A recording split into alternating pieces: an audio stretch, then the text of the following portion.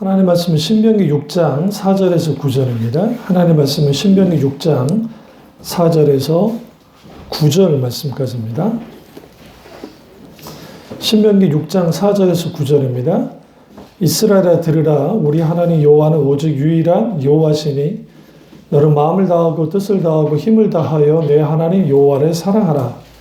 오늘 내가 네게 명하는 이 말씀을 너는 마음에 새기고 내 자녀에게 부지런히 가르치며 집에 앉아있을 때든지 길을 갈 때든지 누워있을 때든지 일어날 때든지 이 말씀을 강론할 것이며 너는 또 그것을 내 손에 메어 기호로 삼으며 내 미간에 붙여 표로 삼고 또 내 집 문설주와 바깥문에 기록할지니라. 아멘.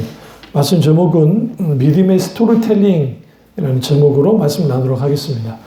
믿음의 스토리텔링이라는 제목으로 말씀을 나누도록 하겠습니다. 신명기에서는 모세가 이스라엘 백성을 40년 동안 이제 인도한 다음에 모세가 느보산에서 죽기 직전에 남긴 유언적인 말씀입니다. 그래서 우리가 구약에서 그 구약의 복음서와 같다라고 하는 게 신명기서예요. 왜 그러냐면 신명기서의 복음의 내용이 굉장히 잘 기록되어 있고 또 실제로 그렇기도 합니다. 특별히 우리가 이제 성지순례를 가게 되어지면 정통파 유대인들을 이제 보게 될 텐데 유대인 구역에 들어가면 예루살렘에서 검은 양복을 입고 모자를 쓰는데 어떤 사람은 이마에다가 그 네모난 그 박스 같은 걸 해가지고 검은 끈으로 이렇게 묶는 걸 보게 될 거예요.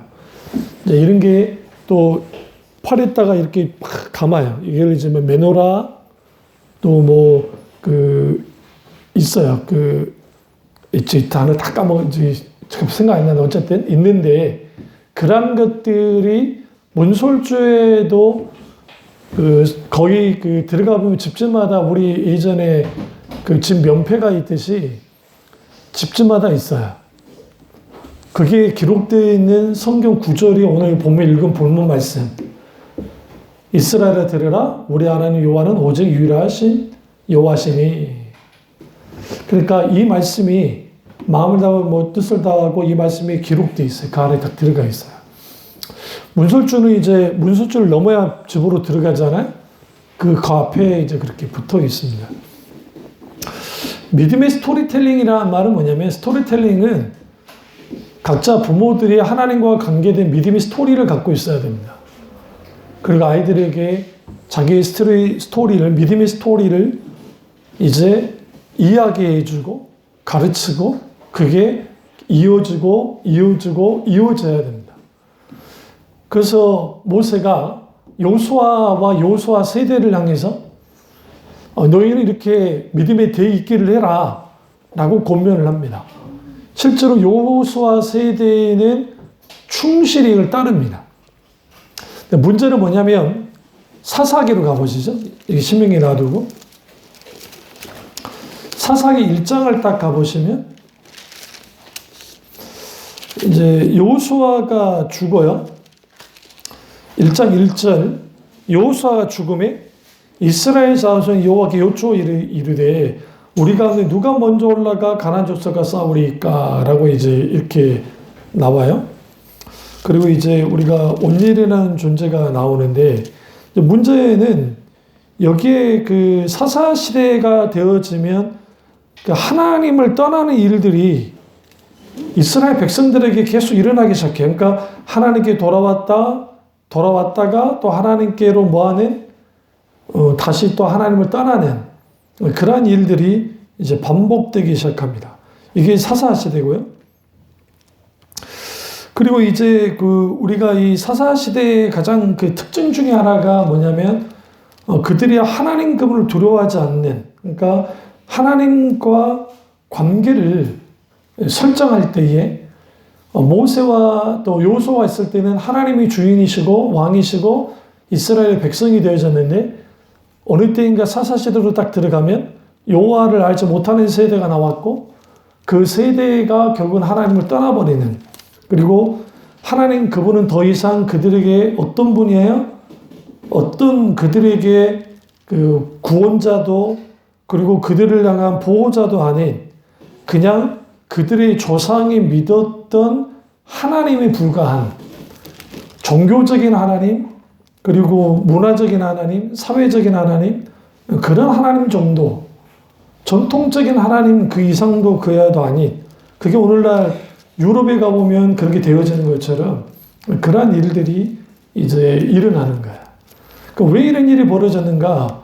믿음의 스토리텔링, 믿음의 대입기가 이게 이제 사실상 끊어지니까, 이게 무너져 버리니까, 여기로부터 이제 문제가 계속적으로 이제 발생되어지는 겁니다. 그래서 우리가 그 자녀들에게 하나님 하신 일들, 크신 일들에 대한 그 하나님의 역사에 대해서 같이 나눌 필요가 있고, 또 하나님의 말씀은 오늘 신명기에서 모세가 반드시 이들에게 가르쳐라, 그리고 알게 해라 라는 것처럼 우리가 이 부분을 잘 나눌 필요가 있어요. 안 되면, 사실 한국 교회가 지금 교회가 많잖아요. 그러니까 유럽에 있는 분들이 이제 요즘에 유럽 분들이 많이 와요, 한국에. 중국 사람들보다.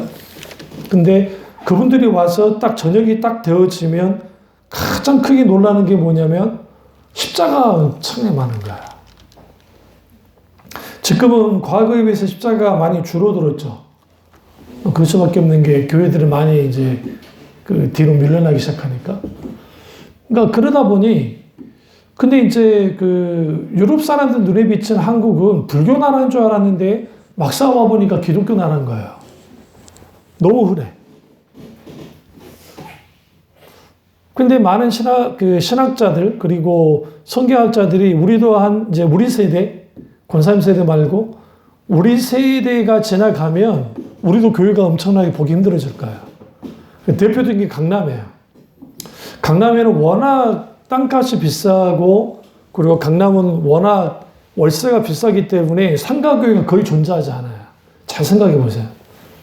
지나다니면서 강남에서 그 교회 보셨어요? 지어진 교회 외에는 거의 볼 수가 없어요. 마찬가지로 앞으로는 한국도 교회 보기 힘든 나라가 될 거라는 거야. 도시 안에.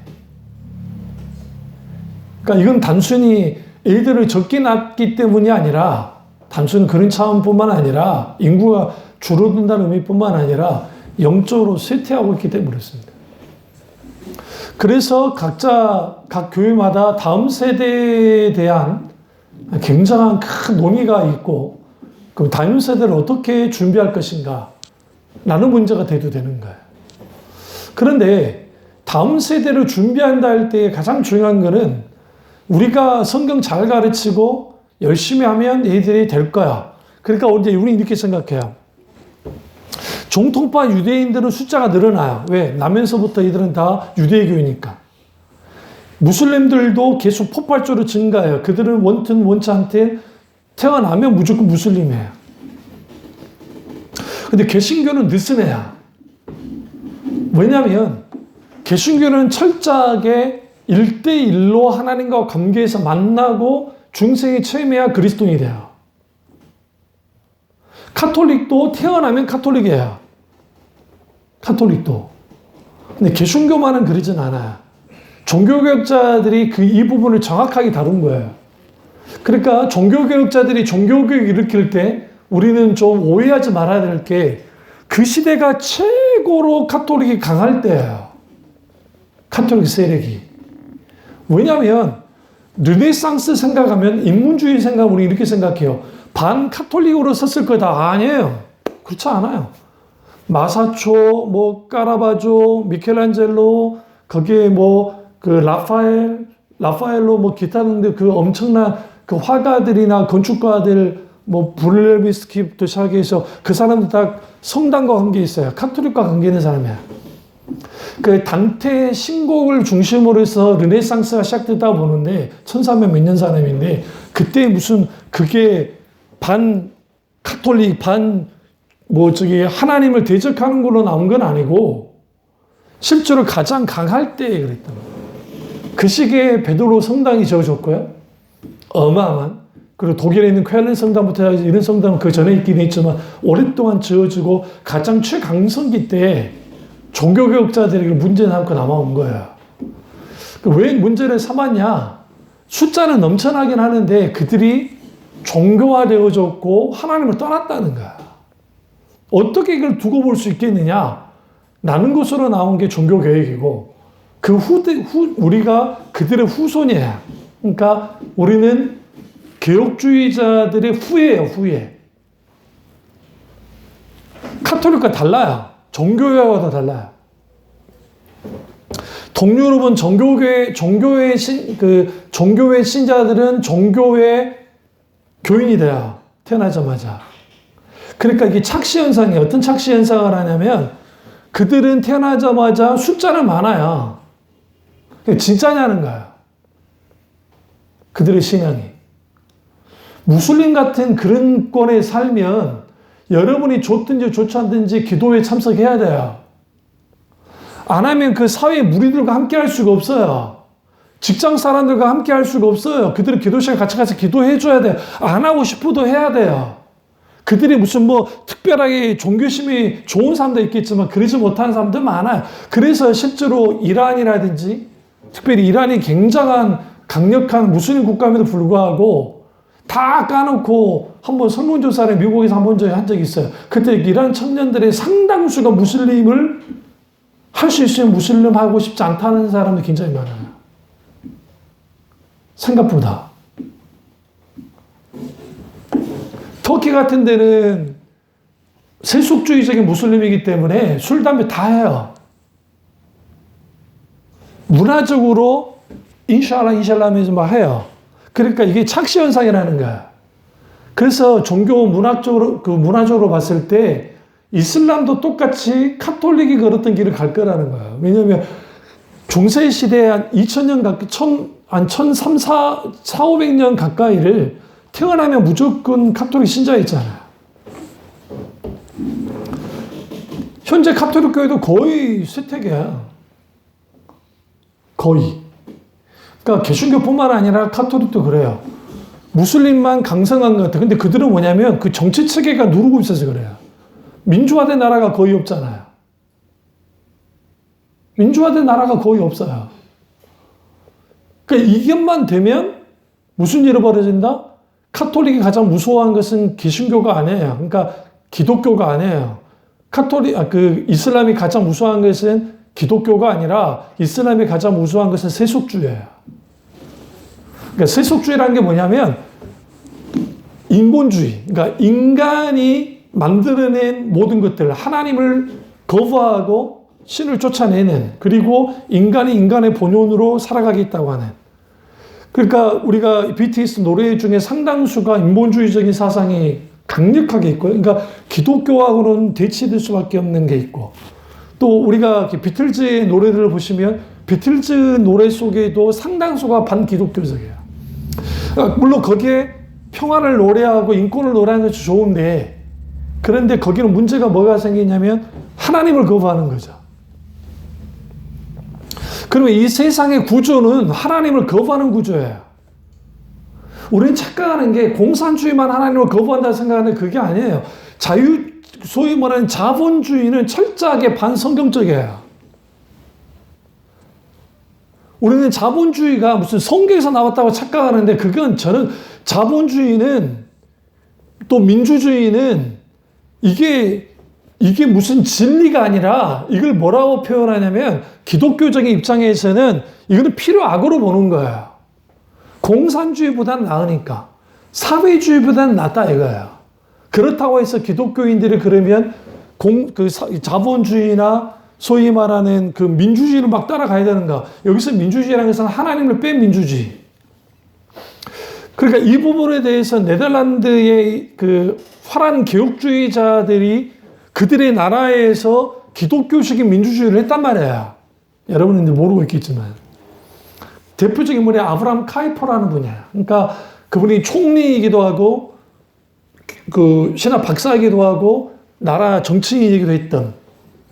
근데 그분들이 해봤는데, 그분들이 사실상 실패했어요. 그래서 가장 타락한 나라가 네덜란드예요. 복음에서 떠난 나라. 인종주의가 굉장히 강한 나라가 네덜란드. 그러니까 이러한 것들이 왜 일어나느냐? 믿음의 가계를 이어가지 못한 거야. 이러한 게 단순히 성경 공부만 시킨다고 해서 아이들이 되는 것이냐? 이걸 이제 쇠마 교육이라고 표현을 쓰는데 그 쇠마 교육이 오른쪽에 효과가 있는 걸 인정을 해요. 분명히 말씀드리겠습니다. 오늘 쇠마 이스라엘 아도나이 엘로헤이누 아도나이 에하드 이게 사전에 있는 히브리어야. 들으라 이스라엘아. 우리는 이스라엘아 들으라 되어 있지만 히브리 원전에는 듣는 게 먼저야. 들으라 이스라엘아. 우리 하나님 여호와는 오직 유일한 여호와시다. 한 분이신 여호와다. 마음과 뜻과 힘을 다해 주 여호와 하나님을 사랑해라. 여기서 쇠마가 나온 거야. 그럼 여기서 중요한 게 아브라함이 만났던 하나님, 이삭이 만나고 이삭이 만났던 하나님을 야곱이 만나고 야곱이 만났던 하나님을 요셉이 만납니다. 그러니까 믿음의 스토리텔링은 부모가 만난 하나님이 경험한 하나님을 자녀들이 경험해야 돼요.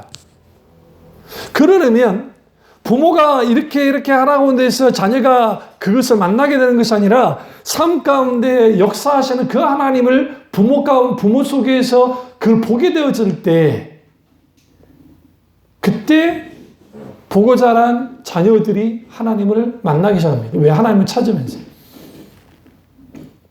그럼 우리는 착각해요.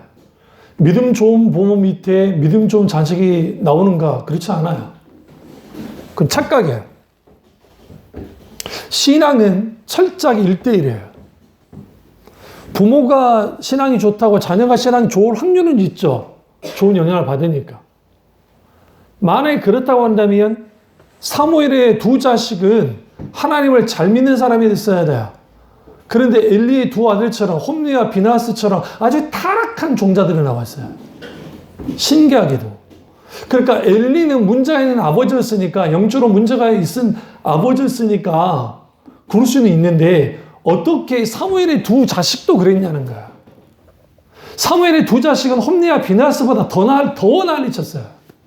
그러니까 하나님이 죽여버렸잖아요. 응?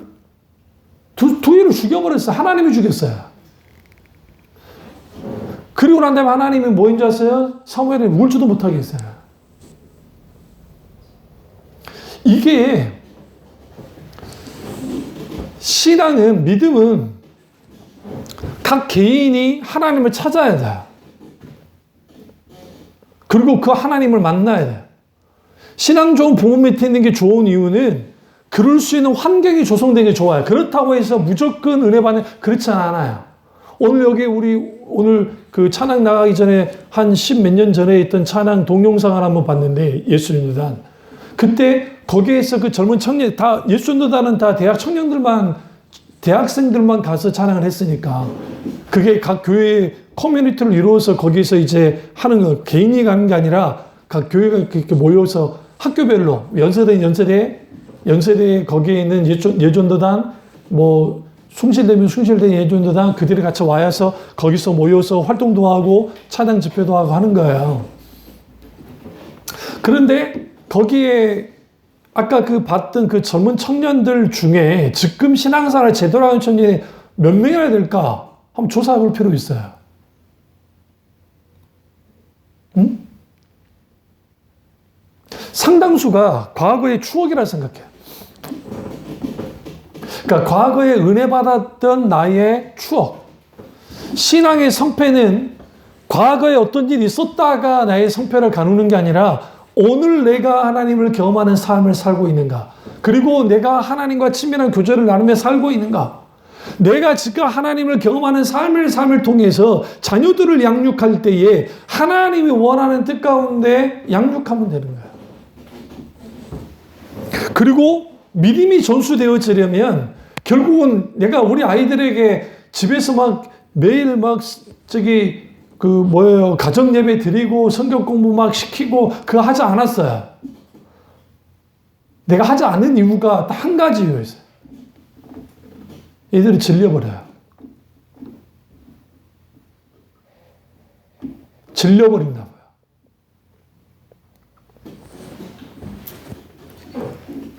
그게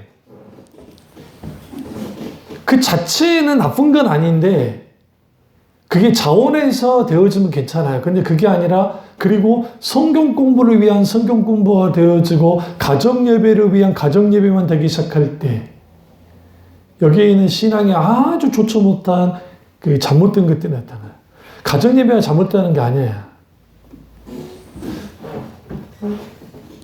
그러면 그거는 뭐냐면 결국은 우리가 하나님을 만나게 될 때에는 저도 어렸을 때부터 그렇게 자라난 사람이니까 교회 안에 있어요. 저는 교회 밖에 나가본 적이 없잖아요.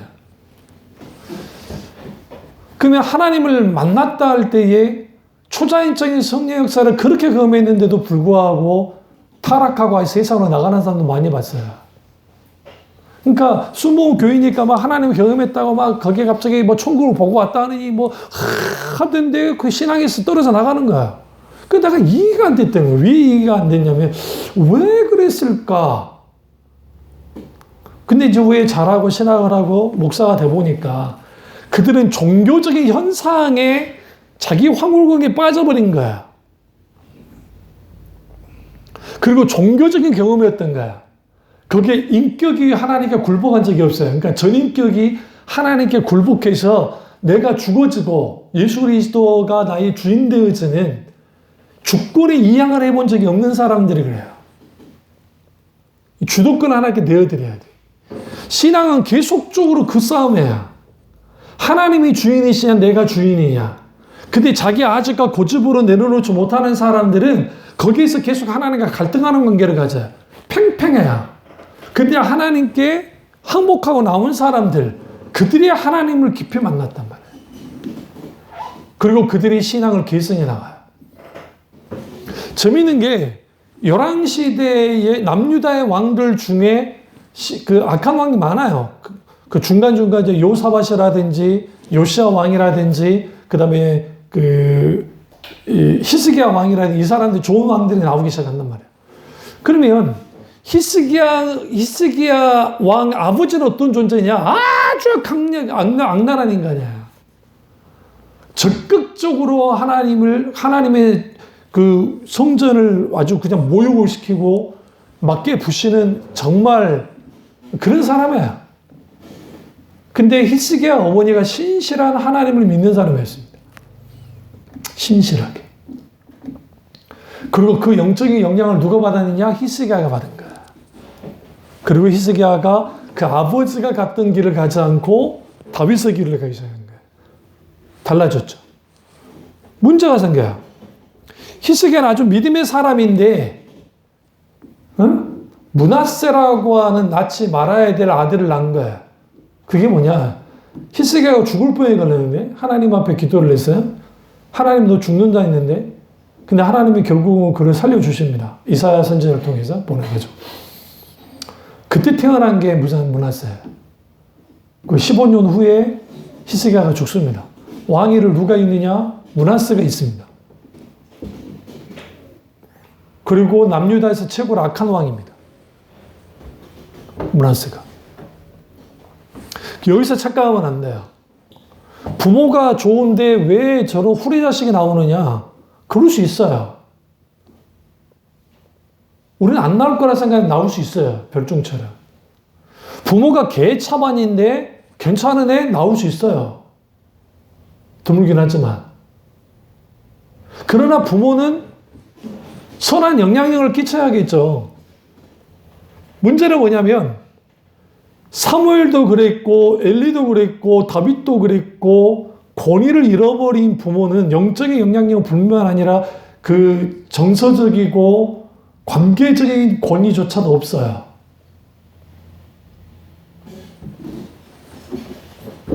영적인 권위가 세워지면 관계적인 권위도 세워져요. 관계적인 권위가 세워지면 거기에는 질서가 분명하게 생겨요. 여기서 질서라는 게 가부장적으로 찍어 누르는 그걸 말한 게 아니라 하나님은 질서의 하나님이에요. 그 질서 속에서 자유를 누리게 해요. 우리는 영국이나 막 유럽 사람들이 아주 자유분방할 거라 생각하는데 전혀 그렇지 않아요. 우리는 너무 헐리우드 영화를 너무 많이 봤어요. 어? LA는 그런 줄 몰라요. 캘리포니아 주는 그럴 수 있을 줄 모르는데 미국에서도 남부 지역이라든지 그 지역 동부도 그렇고 남부 특별히 남부 지역 같은 데 가보시면 굉장히 보수적이에요. 그래서 티네이저들한테 문제 일으키면 너 외출 금지야. 우리나라 애들한테 그러면 들이받을걸? 나 집에 나갈 거야! 나가버릴 거야. 근데 꼼짝하자부터 애들이 들어요. 왠 줄 아세요? 서양 사람들은 말 안 들으면 쫓아내버려요. 진짜로 쫓아내버려요. 우리는 동양에서는 품잖아요. 그래도 품어주잖아요. 근데 서양은 좀 달라요. 그러니까 그걸 알기 때문에 지들이 성인이 될 때까지는 붙어 있어야 돼요. 살아남으려면. 그럼 우리는 여기에서 왜 다윗이, 사무엘이, 엘리가 혹은 야곱도 마찬가지고 왜 그 자녀들 중에 왜 그런 자녀들이 나왔을까? 권위가 무너진 부모 밑에 있는 자들이 그렇게 돼요. 여기서 권위는 영적 권위, 특별히 첫 번째는 영적 권위. 오늘 하나님을 사랑하고 그 하나님 그분을 깊이 아는 그러한 신앙 가운데 있는 부모는 하나님과의 관계 속에서 내가 하나님의 권위를 인정해요. 그 하나님의 권위 아래 있어요. 부모가 하나님의 권위 아래 있기 때문에 자녀를 자기 마음대로 너 이렇게 해라 저렇게 해라 네 이렇다 저렇다 하면서 인생을 자기들 마음대로 좌지우지 시키지 않아요.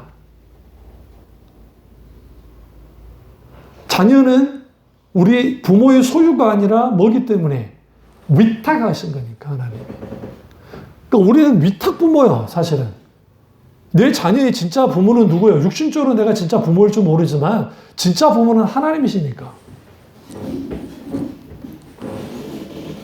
그래서 공부로 찍어 누르는 부모들의 특징들이 뭐냐면 좀 공부를 잘하고 사회적 지위가 있는 부모가 그러하고 또 하나는 공부를 참 못했는데 뭔가 공부 때문에 한이 있는 부모들이 그 짓을 해요. 제가 말씀드릴게요. 공부는 은사야. 노력을 해가지고 올라가는 사람도 있을 수는 있어요. 그런데 그렇기도 하지만 사실은 공부는 은사라고 하는 게 나는 오히려 옳다고 생각해요. 근데 아무리 봐도 우리 새끼들이 은사가 없어. 공부의 은사. 그러면 애들은 팅팅 놀아야 되냐? 그렇지는 않아요. 그럼 아이들에게 뭘 가르쳐야 되냐면 거기에 자기가 책임을 가지고 학교 생활하는 법을 가르치면 돼요. 학교 빠지지 않고 그리고 공부도 자기의 한계 속에서 최선을 다하도록 가르쳐 주는 거예요. 그 이유는 뭐냐면 학생은 공부하는 게 일이니까 자기가 반드시 해야 될 거니까 그것만 감당하게 해주는 거예요. 그 위에다가 그러니까 가장 어리석은 게 시험 성적 잘 받았으니까 뭐 사주는 부분 내가 그렇게 하지 말라는데도 하더라고 우리 교인들도 보면. 이렇게 되면 무슨 일이 벌어지냐면 내가 내 이 성적을 냈기 때문에 내가 합법적으로 그걸 받아낸 거예요. 이거는 나를 위한 게 아니라 엄마가 원하는 것을 내가 해주는 거야. 사실은 공부는 자기를 위한 건데. 그러니까 그래서 소위 명문대에 들어갔다고 하는 애들 중에 그 부모에게 갑자기 막 대적하고 하는 친구들이 나와요. 그 이유 중에 하나가 뭐냐면 그건 엄마가 원했고 아버지가 원해서 한 거 아닙니까? 난 그때 죽도록 고생이고 난 너무 힘들었는데 난 여기까지 됐는데 근데 나한테 어쩌라고요? 그 다음에 이 모든 것들은 자기가 잘나서 된 거예요. 그때 이렇게 하니까 뭐 사줬고 뭐 하고 뭐 해줬잖아. 그럼 나 그거 맞춰 다 해줬잖아요. 조건이 붙어있는 가정교육은 너 이거 하면 내가 해줄게 뭐 하면 해줄게 라는 것을 반드시 깨달아야 돼. 그리고 그런 것들을 통해서 뭐 공부를 잘하고 아니요. 공부는 나를 위해서 하는 것이고 남을 위해서 하는 거라 했잖아요. 공부는 먹든지 마시든지 하나님의 영광을 위해서 하기 때문에 하나님의 영광을 위해서 하도록 해야 돼요. 근데 애들을 교묘하게 공부를 가지고 와가지고 엄마 이거 나 이 성적 해주니까 할게. 거기에 덥석 물면 안 된다고요. 공부는 너를 위한 거야. 왜 나한테 그런 걸 요구하는 거예요? 그런 걸 원하면 네가 용돈 받은 것을 모아.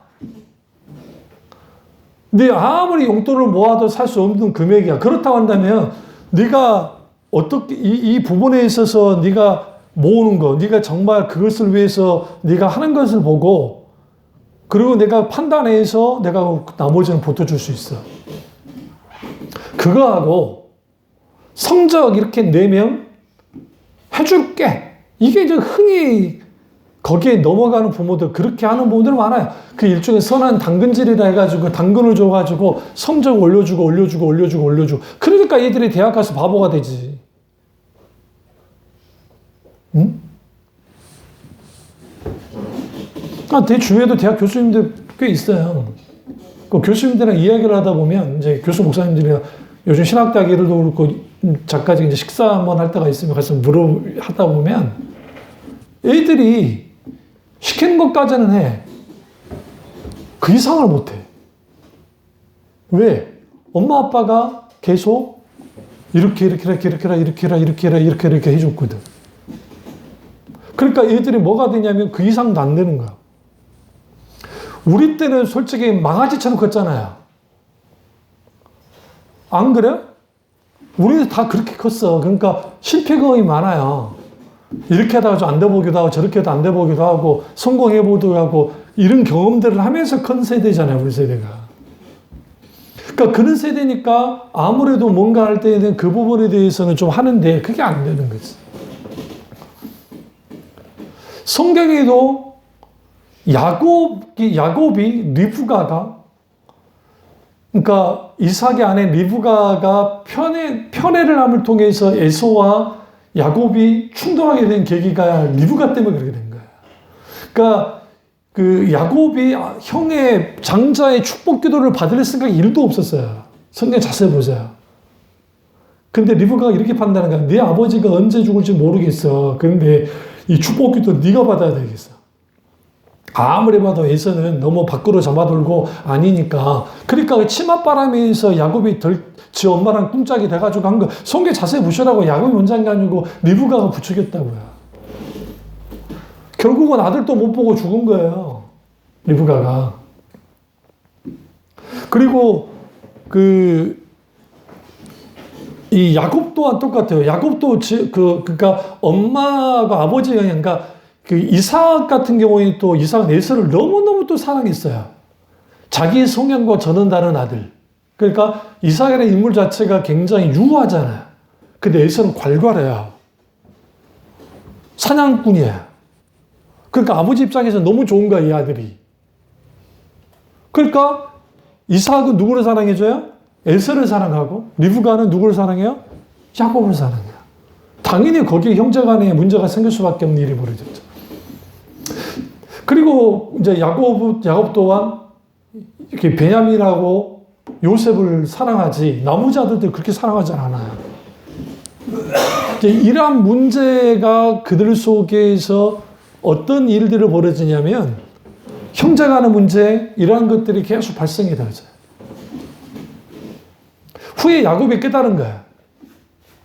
그래서 이제 총리가 된 요셉이 이제 야곱의 이제 인생 말기에 갔을 때 그때 에브라임과 므낫세가 있었는데 므낫세에게는 왼손을 올리고 에브라임은 오른손을 딱 올리니까 이 교차해서 이렇게 하니까 갑자기 팍 떨어요 요셉이.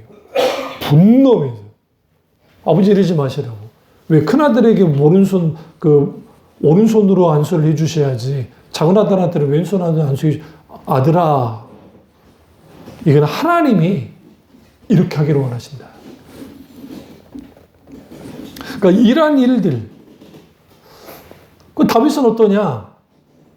다윗 같은 경우는 압살롬에게 그게 당한 이유가 압살롬의 동생 여동생이 있었는데 다른 아들 암몬인가요? 그 녀석이 겁탈을 해버린단 말이에요. 그러니까 근친상간이 벌어져요. 그랬으면 이 압살롬이 정말 그 아버지를 사랑했던 아들이에요. 그러니까 우리는 착각하고 있는 게 압살롬이 굉장히 아버지를 사랑했어요. 근데 그 아버지가 아무 일도 없고 가만히 있어 버리는 거예요. 그 들었음에도 불구하고. 그때 칼을 간 거예요. 성경 보시면. 내가 반드시 저놈을 죽일 거다. 근데 지금 건드렸다가는 무슨 일이 벌어져요? 아버지가 가만히 있지 않을 거니까 그럴 수는 없겠고. 그래서 세력을 키운 겁니다. 왜?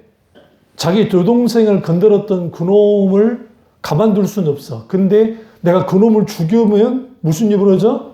나도 무사치 못할 거니까. 그렇다면 한꺼번에 해결할 수 있는 것은 이거밖에 없겠다. 뭐냐? 아버지까지 제거해야 되겠다. 그리고 실제로 모든 이제 아히도벨이라고 하는 아주 전략가가 옆에 붙어서 같이 이제 그 꾸미기 시작합니다. 그러면서 이제 잔치를 벌인다고 왕자들을 딱 불러요. 불러놓고 암몬부터 시작해 다 죽입니다. 몰살을 시켜요. 그러니까 다윗이 그 소리 듣고 그냥 난리가 났죠. 그리고 난 다음에 칼 방향을 아버지를 향했어요. 예루살렘으로 밀고 들어옵니다. 우린 여기에서 누구의 실수였는가? 다윗의 실수였어요. 다윗이 그때 그 녀석을 가만두면 안 됐어요. 만약에 거기에서 그놈을 그냥 정말 어쩔 수 없이 그냥 칼로 그냥 목을 스스로 직접 그냥 칼로 베버리든지 죽였으면은 압살롬의 반역이 일어나지 않습니다. 절대. 그리고 실제로 다윗이 왕위로 물려주고 싶은 사람이 압살롬이었어요.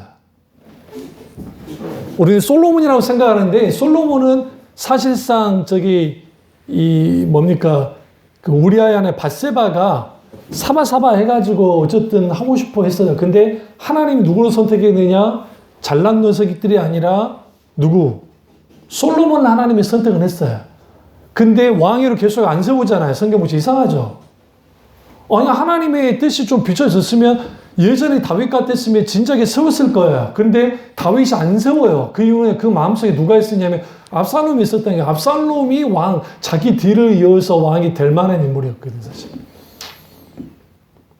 그러나 쿠데타를 일으켜서 아버지를 죽음으로 몹니다. 실제로 끝장이 날 상황이었어요. 근데 하나님이 도심 통해서 이 모든 것이 회복이 되어지죠. 이런 모습을 보면서 왕인데도 불구하고 권위가 무너져 버리면, 영적 권위과 함께 이런 권위가 무너져 버리면 일들이 벌어져 버려요. 그럼 권위는 어떻게 세우는 것인가? 많은 부분에 있어서 권위는 말에 의해서 권위 다 깨져요. 그 말그릇, 그러니까 말그릇에 의해서 권위가 깨져요. 이삭의 권위를 누가 깨뜨렸느냐? 리브가가 깨뜨렸어요. 그러니까 리브가가 자기 남편을 쉽게 보고 남편 속인 일을 계획을 세워요. 여기에 이미 권위는 깨져버린 거야. 이게 굉장히 중요해요.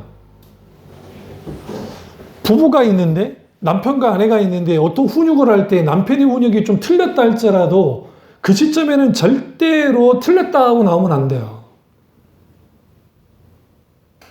그건 부부끼리 후에 이야기하면서 이걸 조정할 필요가 있지.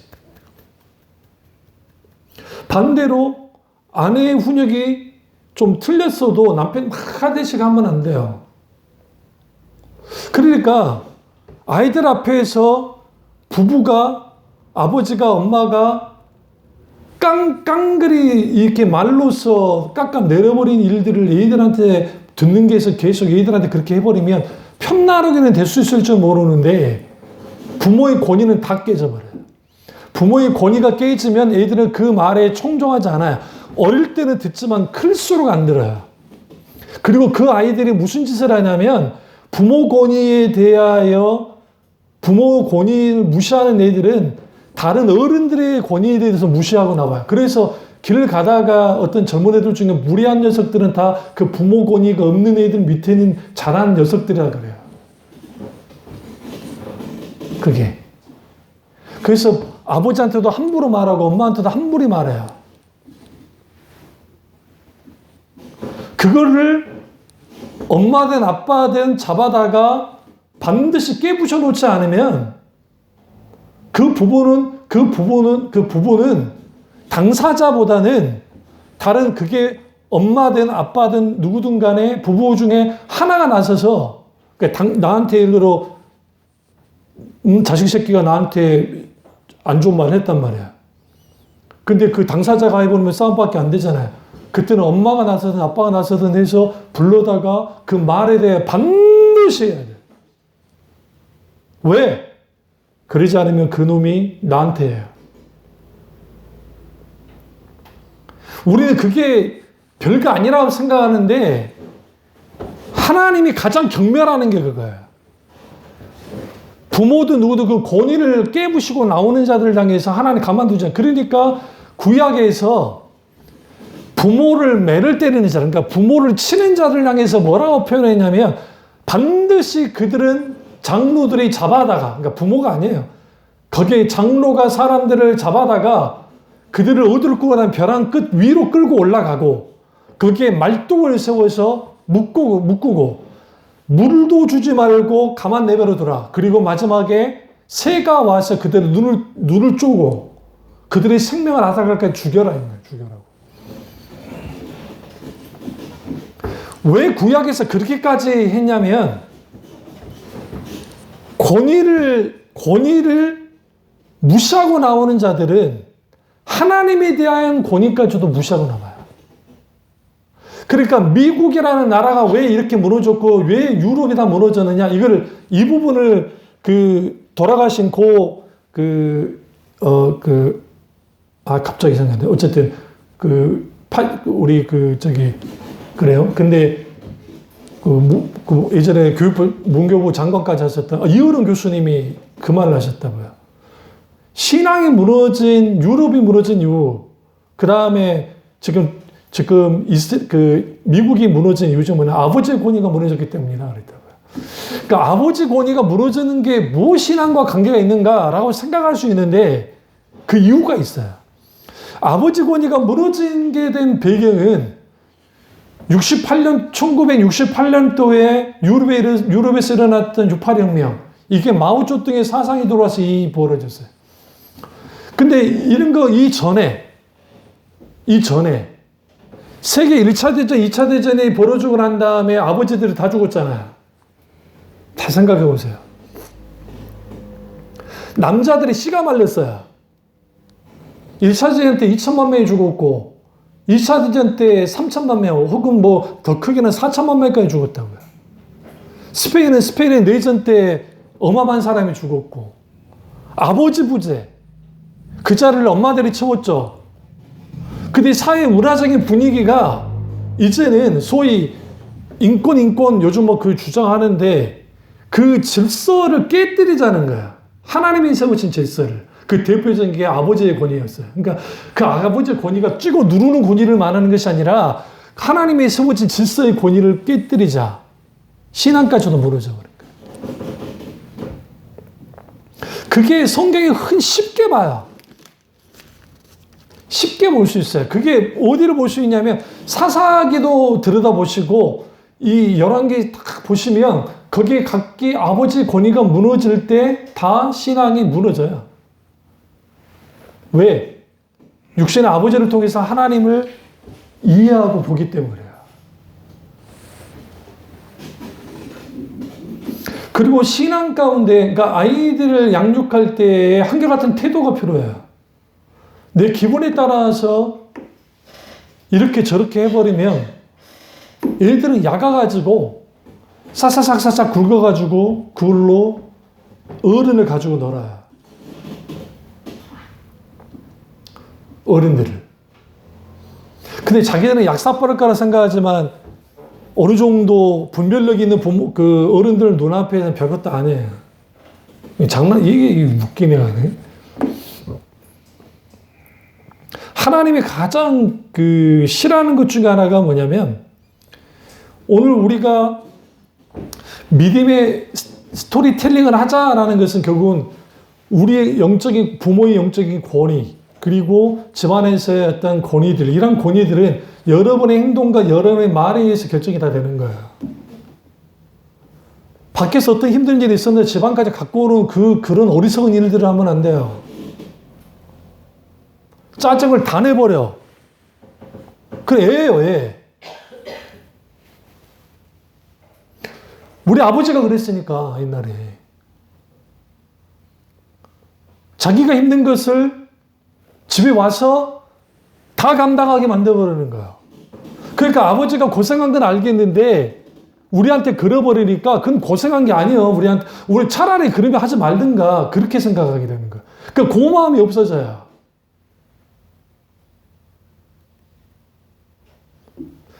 여기에서 우리는 어떤 착각들을 하냐면, 그러니까 우리가 어떤 그 외부적인 압력들이 있고 힘들고 어려울 때 이걸 푸는 방법이 필요해요. 현대인들은 술로 풀어버린단 말이에요. 오늘날의 사람들이. 그리고 다른 걸로 막 풀어버려요. 근데 여기서 문제는 뭐냐면, 우리가 하나하나 살아갈 때, 부모가 하나하나 살아갈 때에 가난할 수도 있고 좀 부자일 수도 있어요.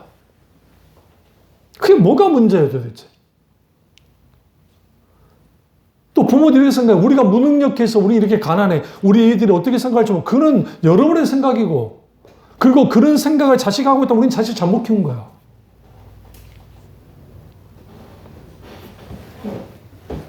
저는 단 한 번도 우리 어머니한테 왜 우리 집은 이따위로 됐습니까? 그런 적이 한 번도 없어요.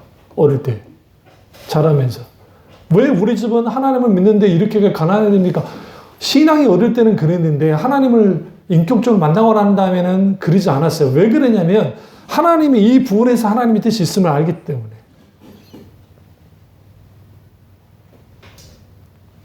근데 조카가 벌써 이제 결혼하는데 조카 녀석이 우리 큰엄마가 돌아가셔도 이제 너무 멀리 있으니까 내려가지 못했었는데 거기서 저기 할머니한테 그 말 했다잖아요. 할머니 우리는 우리 그 큰 집 사람들을 보니까 우리가 복 받은 것 같아.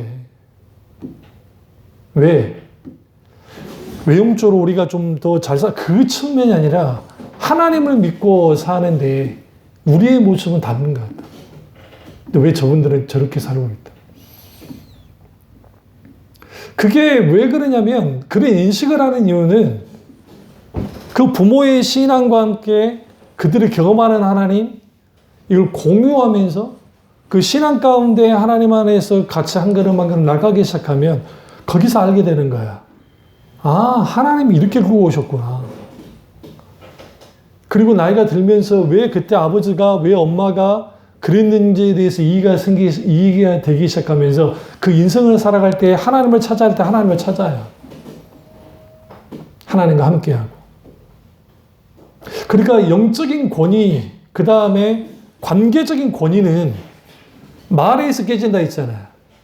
그리고 돌발적인 행동에서 깨져요. 그럼 자녀는 상처를 입어요. 부모도 상처 입어요.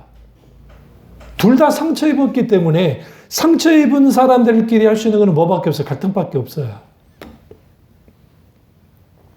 누군가 하나는 상처가 치유되어져야 돼.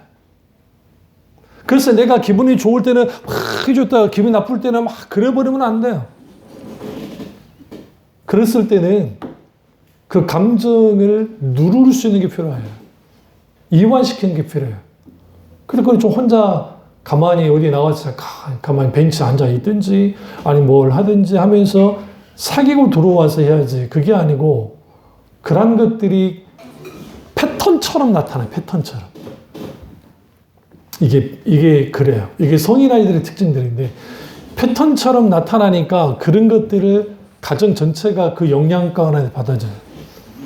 그러니까 우리가 재정적인 아빠, 건강의 어떤 아빠, 관계적인 아빠, 기타 이 모든 건 다 받고 살아요. 응?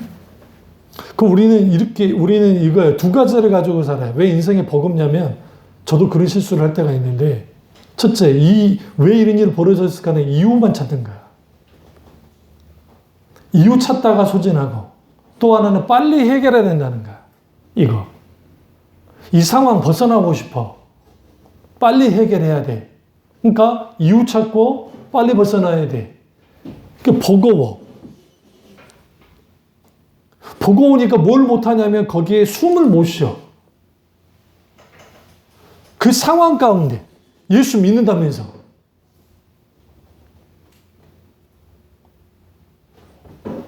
환난에 인내는 연다는 소망을 줄 암이라 이 말씀처럼 환난 중에도 기뻐하라며 사도 바울이 로마서 5장에서 왜 이 말을 했냐면 결국은 우리가 그러한 상황에 노출되어졌을 때 우리의 상황이, 우리의 문제가, 우리 속에 있는 이 눌림들이 결국은 인내로 가고 그 인내는 덮어놓고 견디는 게 아니에요.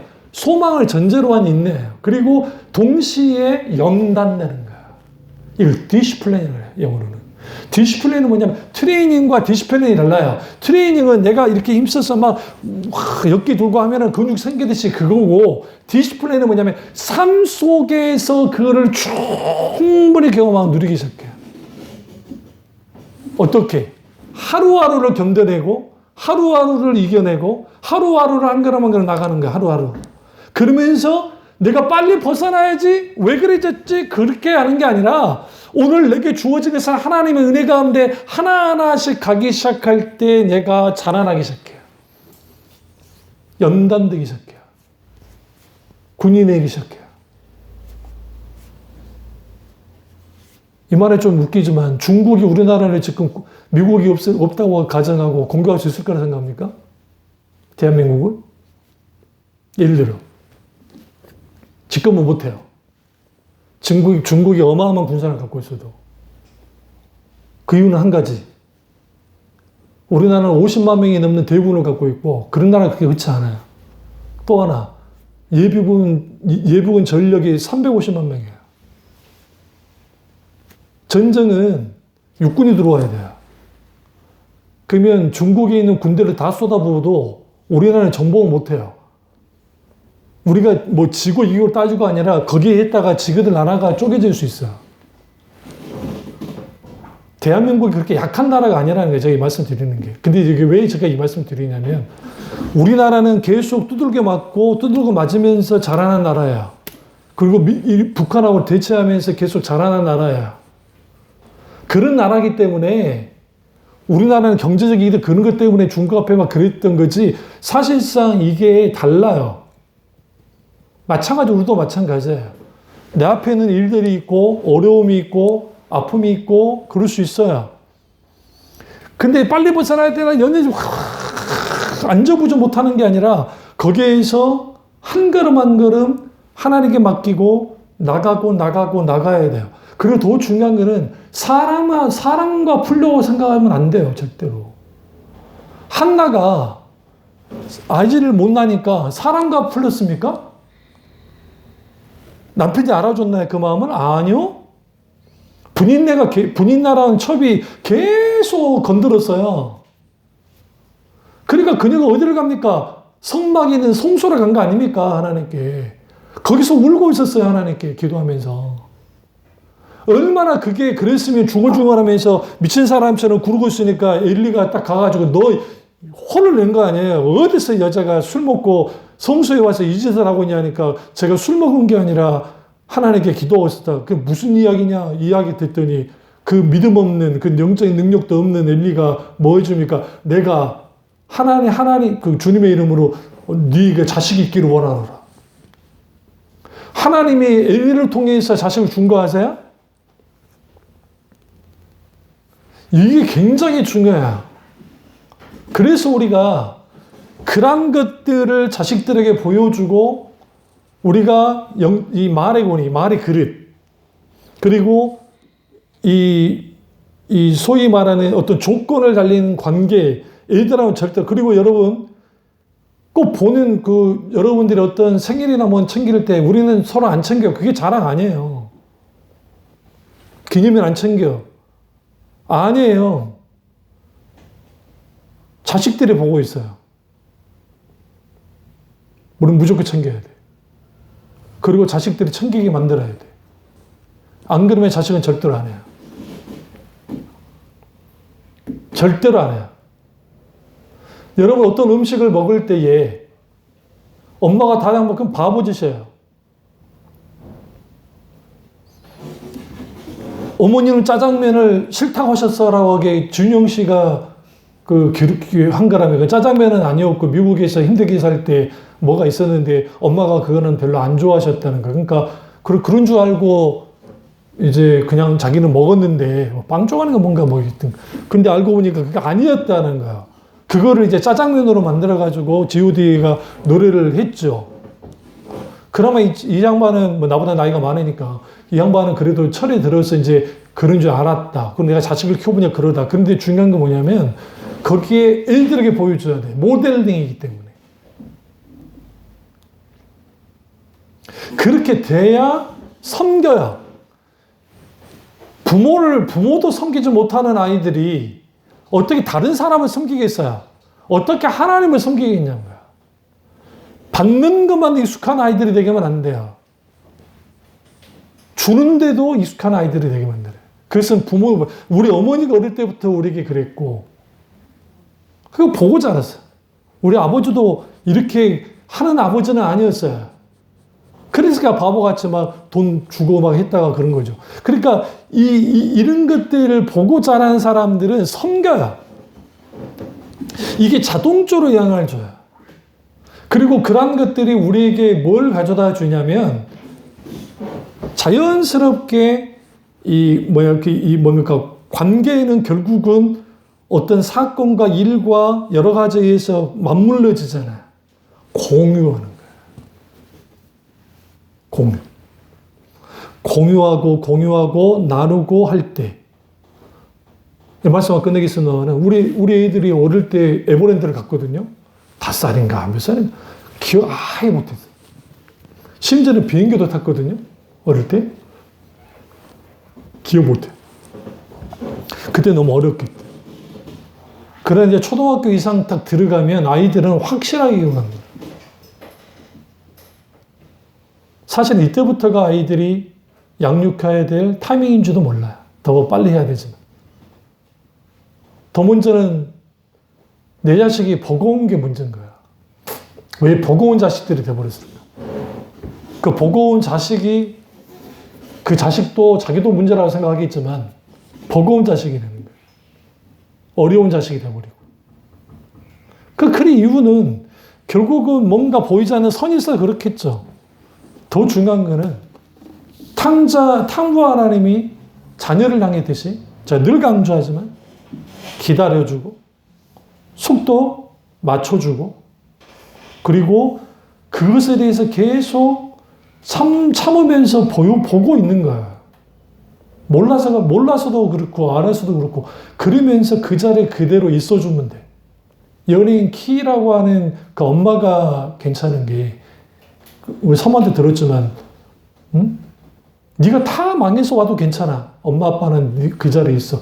다 받아줄 테니까. 부모 몫은 그 몫이에요. 근데 그 몫을 누가 하냐? 하나님이 해요. 우리에게. 이게 선순환되어질 때의 관계도 그렇고 모든 것이 돼요. 여기에 예수 믿는 가정은 그렇게 가는 거지 단순히 성경 공부만 열심히 시키고 뭐만 열심히 시킨다고 되는 거 아니에요. 여기는 동시에 이제 하나님의 말씀에 대한 세계관, 가치관, 목사님이 배웠던 설교도 이러한 것들이 같이 나가기 시작할 때 거기에 이제 온전히 성장합니다. 이 사실을 알고 믿음의 대를 잇는 우리 저와 여러분 되시길 주님으로 축원합니다. 기도하겠습니다. 기도하실 때 이 말씀이 나의 말씀이자 우리 말씀 되게 기도하겠습니다.